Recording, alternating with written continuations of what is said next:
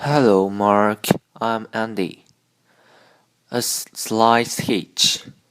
It's no coincidence that weddings only come at the end of novels and films. The message is clear. Get married. The end. After 3 years in LA, I'd pretty much become immune to the average Los Angelino.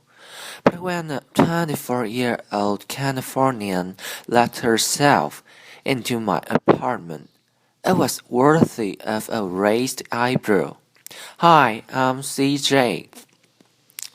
I met your roommate.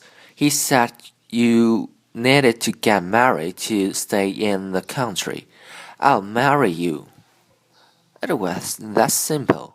I was only a couple of weeks away from immigration running me out of the US. But marriage? To an obviously mad stranger. I looked her up and down.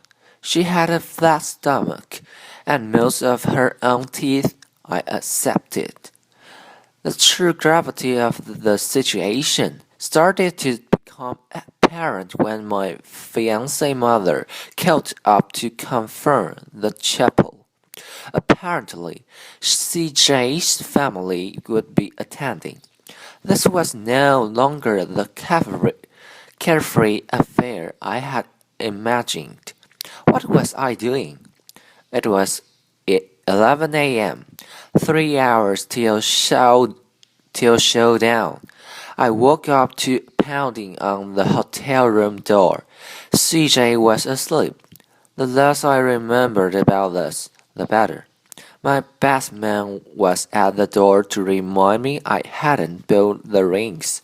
So we headed off to the mall.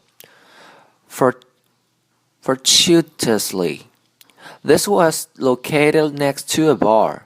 Having enjoyed one last Swifty 3 or 4 times, we were left with 10 minutes to buy the rings, grab a taxi to the hotel, get change at mid the limo. I hit the hotel room at a sprint. Two $20 rings in my pockets. CJ was still asleep. Not only were we horribly late, but she still had to buy new shoes. I called the chapel. My panic was unfounded. Yes, I could reschedule. What about 4.2 or 4.35 or 4.5? I breathed a sigh of relief. Then CJ tapped me on the shoulder. You do love me, don't you? I hardly knew this person. I nodded and retreated to the hotel bar. By the time we were cruising along the street, the I love yous were flowing freely. I loved CJ. I loved marriage. I even loved the squats, bearded limousine driver. The first stop was City Hall for a marriage license. We each took a form requiring just name, address, dates, and place of birth. Intended spouse. The laxity regarding identification also came as a surprise. All you need is a birth certificate. No passports, no photo ID. Next stop, the chapel. There was the family to meet, plus hordes of well-meaning people from places I'd never heard of. CJ sprinted up the aisle, dragging me with her. We stood at the altar. She rolled her eyes each time. Respect and honor were mentioned, then giggled, I will. And that was it. I smiled and posed for photos afterwards, but I couldn't shake the empty feeling inside. I just wanted my bed. The black cloud of the night before lifted with the sun. Morning had arrived. I hadn't been drained of the will to live. Maybe I could do this. So, CJ finally said, Tell me about yourself. What do you do?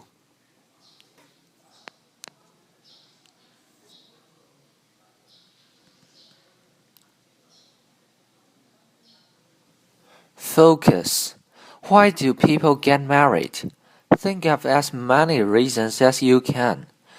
Describe a typical wedding ceremony in your country. Marries a Stranger by Philip Carey. Comprehension. First, where did the writer live? Second, how long had he lived there? Third, why did the writer need to get married? Fourth, where did the writer first begin to worry about his coming marriage? Fifth, how strict were the official requirements for getting a license? Give details. Sixth, how did the writer feel immediately after the ceremony? Why? Discussion. Do you think that the writer's marriage to CJ will last? Why? Why not? Second, do people take the idea of marriage seriously in your country? Third, many people nowadays get married on tropical islands, in castles, even while doing a parachute jump. Do you think the wedding ceremony is important? If not, why not? Fourth, do you think gay couples should also be able to get married? Why? Why not? Fifth, in the UK, the number of couples getting married is falling. Is the same happening in your country? Why? Why not? Sixth, would you consider marrying a stranger if it was the only way to stay in a foreign country? Seventh, how acceptable is it for people to live together unmarried in your country? Has this affected the number of people getting married? Eighth, would you like to get married or would you be happy to live with your partner? Why? Why not? Activities. A. In groups, look at the list of qualities below. Select the 5 most important qualities you think necessary for marriage. Compare your group's list with others in the class and discuss any differences. Physical appearance, sense of humor, honesty, friendliness, generosity, financial independence, age, parents' wishes, job, love, respects, patience, health. B. Write an essay. Marriage has no place in society in the 21st century.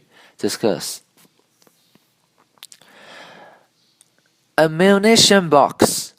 Keywords. Marriage of convenience. Get married for a reason other than being in love, such as staying in country.